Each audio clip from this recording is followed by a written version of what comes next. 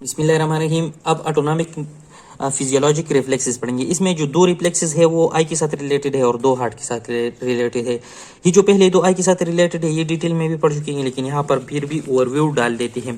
तो इसमें क्या है ना कि हम किसी आई को क्या करें, किसी बैटरी के जरिए लाइट दिखा दें तो उस आई का प्यूपिल क्या हो जाते हैं, वो कंस्ट्रक्ट हो जाते हैं। और जो अपोजिट आई होते हैं इसको हमने लाइट दिखाया भी नहीं होता है, लेकिन फिर भी उसमें प्यूपिल कंस्ट्रक्ट हो जाते हैं। तो जिस आई को हमने लाइट दिखाई है उसके लिए ये डायरेक्ट लाइट रिफ्लेक्स हो गया, और जो अपोजिट आई थी जिसको हमने लाइट नहीं दिखाई थी उसके लिए ये कंसेप्चुअल लाइट रिफ्लेक्स हो गया, इनडायरेक्ट लाइट रिफ्लेक्स हो गया। इसका पाथवे क्या है कि जब हम यहाँ पर लाइट दिखाई तो इसकी रेटिना को ये फील हो जाता है इसलिए, क्योंकि रेटिना में क्या होता है, लाइट रिसेप्टर्स होते हैं, फिर उससे फाइबर जाती है थ्रू द ऑप्टिक नर्व। तो इसमें जो टेम्पोरल साइड वाले होते हैं वो फाइबर्स अपनी ही साइड पर जाकर जाते हैं, कहाँ पर, अब लेटरल जेनिकुलेट बॉडी में। लेकिन जो नेजल साइड वाले होते हैं वो क्रॉस करके ऑप्टिक कैस में अपोजिट ऑप्टिक ट्रैक्ट में आ जाते हैं और अपोजिट लेटरल जेनिकुलेट बॉडी में जाते हैं। सही हो गया। अब बात यह है ना कि इस आई की वजह से क्या हो गया, दोनों साइड पर गया, मतलब दोनों साइड पर गए। लेकिन इसमें जो रिफ्लेक्स पाथवे है वो इसकी कुछ फाइबर्स, बल्कि 10% के फाइबर्स क्या हो जाते हैं, वो डाइवर्ट होकर मिड ब्रेन में आ जाते हैं। और मिड ब्रेन में यहाँ पर एक न्यूक्लियस है, इस न्यूक्लियस को बोलते हैं प्रीटेक्टल न्यूक्लियस, उसमें आ जाती है। सही है।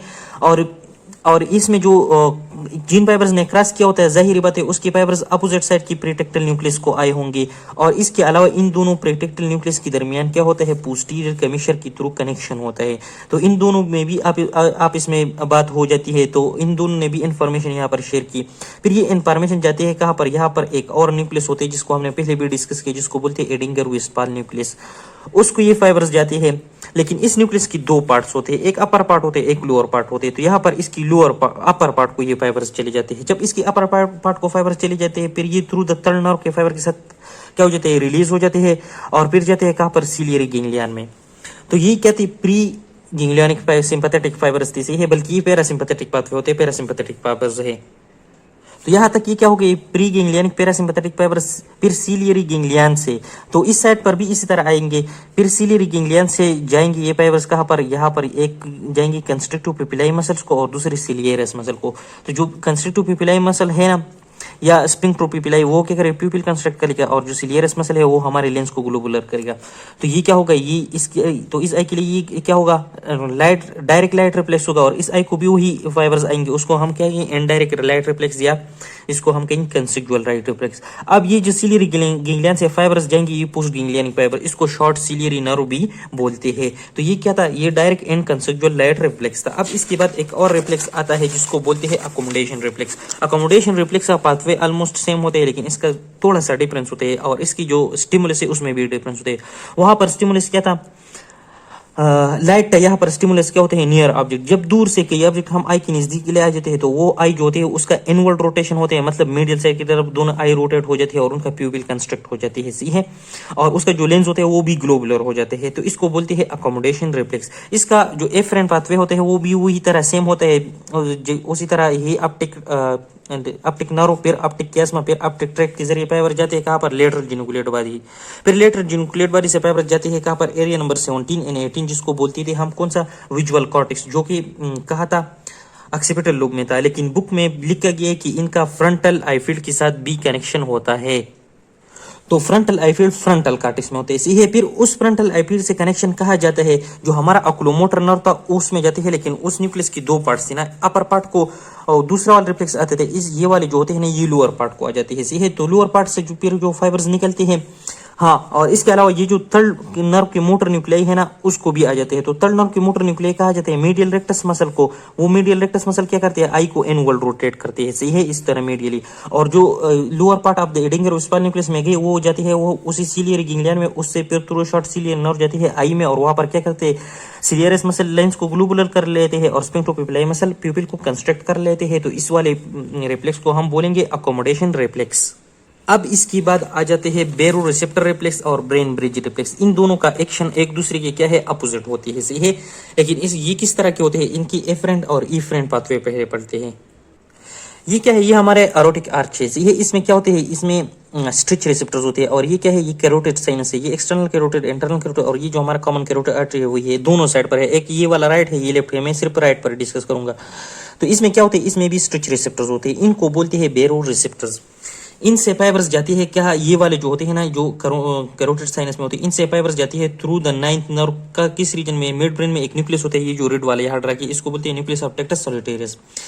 जबकि ये जो कैरोटिड साइनस है, इससे जाती है afferent sensation through the 10th nerve, vagus nerve, और ये भी जाती है कहाँ पर, उस न्यूक्लियस ऑफ टेक्टस सॉलिटेरियस में चलेगी। ये एफरेंट सेंसेशन था। ये कब ये सेंसेशन जाती है, जब ब्लड प्रेशर ज्यादा हो जाते हैं, तो यहाँ पर इन विसल्स में क्या आ जाते हैं, थोड़ा स्ट्रेच आ जाते हैं, उसकी वजह से ये भी रिसेप्टर स्टिमुलेट हो जाते हैं और sensation nucleus of tractus solitarius में ले जाती है। अब क्या होता है, ये nucleus of tractus solitarius connect करता है किस चीज के साथ, डोर्सल न्यूक्लियस ऑफ वेगस के साथ। ये जो ग्रीन वाला है, ये dorsal nucleus of vagus to 10th nerve निकलती है और जाते हैं कहाँ पर, ये आ जाते हैं ये इस जगह पर, हार्ट में। हार्ट में ये क्या है, ये कार्डिक रिफ्लेक्सेस है। ये जो होता है, ये पैरासिम्पैथेटिक क्या होते हैं, पाथवे होते हैं। ये यहाँ पर आकर क्या करते हैं, हार्ट रेट को डिक्रीज करते हैं। जब हार्ट रेट को डिक्रीज किया जाता है तो क्या हो जाता है, और इसके अलावा जो हमारे हार्ट मसल की कंट्रैक्शन है ना, उसको भी डिक्रीज करता है, उसका स्ट्रेंथ कम करता है।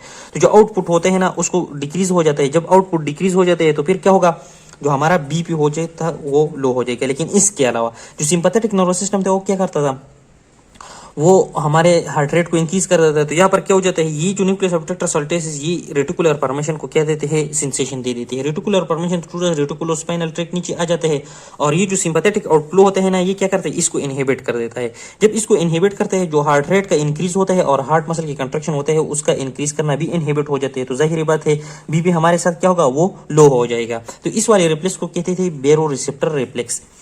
अब क्या होता है ना कि ये हमारा राइट आर्टरी में से, ये इसमें क्या होते है, कुछ नर्व एंडिंग्स होती है।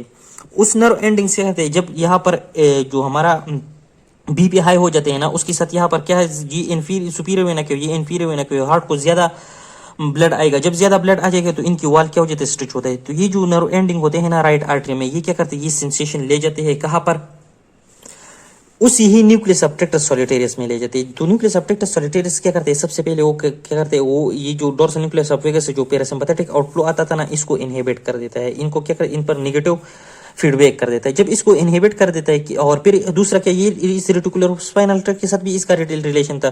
तो ये जो रेटिकुलर स्पाइनल ट्रैक्ट इससे नीचे आते हैं, इसको क्या कहते हैं, इसको कहते हैं तुम पॉजिटिव रिस्पांस दे। तो ये क्या करते हैं, सिंपैथेटिक आउटफ्लो को क्या करते हैं, एक्टिवेट कर देते हैं। तो इस सिंपैथेटिक आउटफ्लो जो होते हैं, इनसे फिर कनेक्शन आ जाते हैं कहाँ पर, हमारे कार्डिक प्लेक्सिस में। कार्डिक प्लेक्सिस को के साथ उस न्यूरॉन पर एंड हो जाते हैं, जो क्या करते हैं, हार्ट रेट को इंक्रीज कर देता है और हार्ट के मसल्स की कंट्रैक्शन को इंक्रीज कर देता है। तो ये दोनों का जब इंक्रीज हो जाए तो क्या हो जाता है कि हमारे हार्ट रेट इंक्रीज हो जाते हैं। सही है। दूसरी बात, अब इन दोनों को जब ज्यादा ब्लड आएगा ना, ये रिफ्लेक्स क्यों होता है, जब ज्यादा ब्लड हार्ट को आएगा तो जाहिर बात है ज्यादा ब्लड को निकलना भी चाहिए ना। तो जब ज्यादा ब्लड आएगा यहाँ पर, तो यहाँ पर हम कहते हैं कि जो भी सेंट्रल वेनस प्रेशर है ना, सेंट्रल वेनस प्रेशर वो राइज हो जाते हैं। सही है। तो जब वो प्रेशर राइज हो जाते हैं राइट आर्टरी में, तो ये एंडिंग जो थे ये एक्टिवेट हो जाती है। तो ज्यादा ब्लड आएगा तो ज्यादा ब्लड निकलने की जरूरत होगी। तो ज्यादा ब्लड निकलने के लिए कौन सा है, जो ब्रेन ब्रिज रिफ्लेक्स है, ये फिनोमेना होता है। तो ये दो रिफ्लेक्सेस भी थी। इसके साथ हमारा जो 14 नंबर चैप्टर है ऑटोनॉमिक नर्वस सिस्टम, वो एंड हो गया। काइंडली आप अपने फ्रेंड्स के साथ चैनल को शेयर करें, ताकि ये इससे ज्यादा से ज्यादा लोग बेनिफिट हो जाए। अल्लाह हाफिज।